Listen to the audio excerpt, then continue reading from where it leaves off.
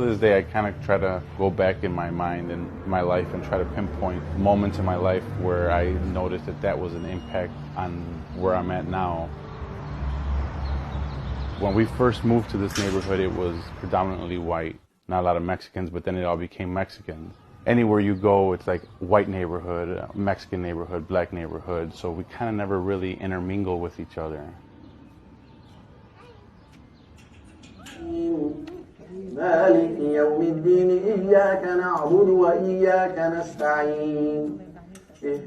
I am Mexican and Palestinian. We were raised with Palestinian culture pretty much my whole life. So a lot of the people that we talked to and associated with were Palestinian Muslim. Until just recently, I've been researching more and trying to get closer to the religion and learn more about the faith. The reaction I get among non-Muslims is they're surprised that I'm Latino and Muslim. The reality is that Islam is diverse and there's so many people converting to it, especially in the United States. I was born into a Catholic family. My parents were Catholic. We were raised Catholic. At first I thought it was like the Arabs, you know, I thought Christians were white, Catholics are Mexicans, and blacks are Baptists, and Arabs are Muslims, you know. Traumatic experiences in my life, I don't know, I guess I would say it hardened my heart towards God and religion, you know, or faith. I was a heavy drinker and heavy drug user. I smoked marijuana was my drug, a lot. And then I ended up going to prison. I did the 2 years in prison as a Muslim, but I was still in the gang life. So I came home, and I came home to this neighborhood. No Muslims around me. Even though my intention was to pursue my life in Islam, I fell right back into the same life. I didn't relate to my parents.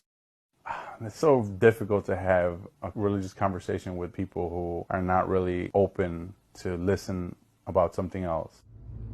There's a lot of Latino Muslim people who converted to Islam, and because they converted, their families are mostly Catholic, and they don't celebrate Ramadan.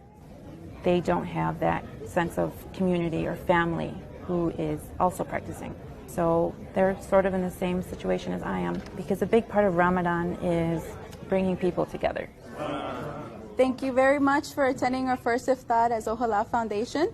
Just to let you guys know, I am going to speak in English first, and then I will translate later in Spanish. So in my case, I did take Shahada with my mom when she married my dad when I was about 10 years old.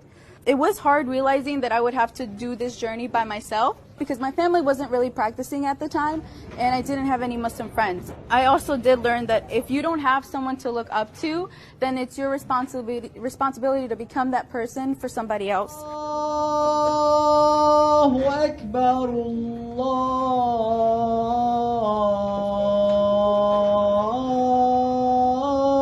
Akbar. So I left in 2007, came home in 2009. In 2010, I went back to prison and didn't come home until 2015. I ended up catching a federal case. My minimum was 30 years and my maximum was life. But I remember that one day just asking God, like, man, help me. Give me something, some type of sign or something.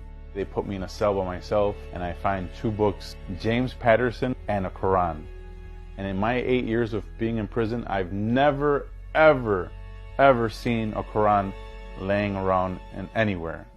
And I remember reading a passage that said, do you think that just because you say that you believe that you're not going to be tested?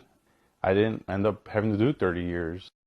So the rest of this time in prison, I just stuck by the Muslims, ordered, books about Islam, read as much as I could, and just learned how to pray, fasted, and just avoided everything. Surprisingly, there are a lot of Muslims in prison. I met Cubans, Colombians, Puerto Ricans. This is the Quran I had during my last prison bit. So the first time I made the declaration of faith, I did it on my own. Like any other decision in my life, I always thought that the only person that would be affected by this decision would be me. And just like any other decision in my life, I was wrong.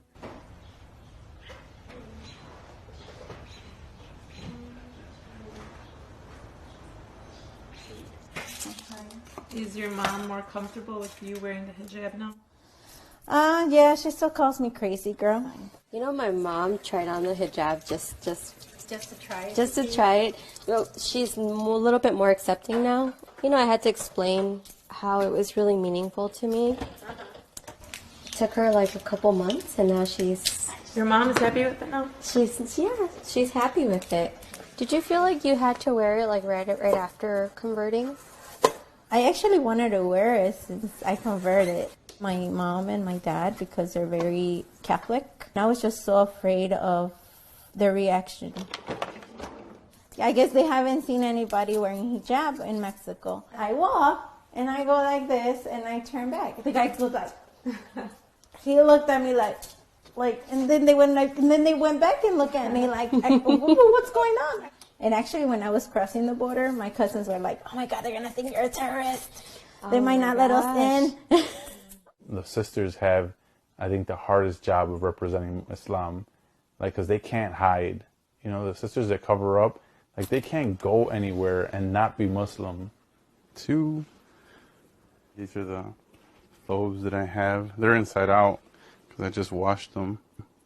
I have black, white, pinstripe gray. That's my business one. And then I have this one too, a dark blue. And as for me, it's like, I can go anywhere and people just like, oh, like I got a beard. There's so much Arabic and Islam in Mexican culture. You know, every image that you see of the Virgin Mary, Fatima, Guadalupe, anybody that you want, whatever you want to call her, she's always covered. Even nuns, like, which is so ironic to me that people always point fingers at Muslim women. Oh, they're oppressed. But it's like, well, a nun is not oppressed. She's completely covered. This is my first Ramadan as a convert, but I fasted 2 years prior. Don't you guys think it's important to feel that like pain in your stomach to kind of like remind you of why we're doing it? It was last Ramadan, remember when we met her? Yeah. And I shahada. Yeah. You weren't Muslim yet. No, I was wasn't. that your first iftar? Yes, that was my first time. Did you tell anyone you were doing it, or you just... No, I didn't tell anybody. When I said it, I was just like, oh my God, I'm doing this.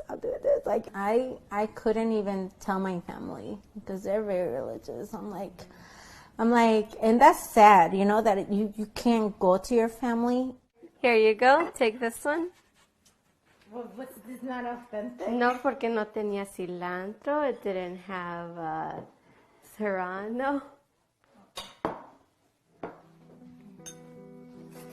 Like, I knew it was going to come up. I knew that the conversation about, you know, terrorism and stereotypes.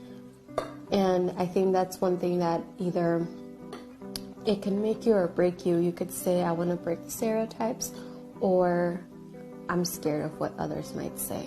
Those insensitive comments still continue after so many years, especially for women, because, I mean, you see a man walking down the street and you wouldn't know that they're Muslim. But if you see a lady with a scarf, it's like automatic, it's an automatic sign. I feel like we're more targeted sometimes, just because of the way we look. When people bring up the conversation about 9/11 or terrorism, and I'm just like, I don't know what you're talking about. If the real Islam is just so away from it, not even close to it, that you don't even think about it, you know? And the people that know that I'm a Muslim, they're like, well, you're Latina, and you know, the whole issue with like our president, and then you're Muslim, and the whole issue with him and Muslims, and it's like, you're attacked from both sides now. So people get caught up in the, oh, during Ramadan, oh yeah, you just don't eat. But it's not just about not eating. So it kind of humbles you. It's a time really for reflection. 1 month out of the year for you to get yourself, your soul, you know, your mind and your body, everything together in one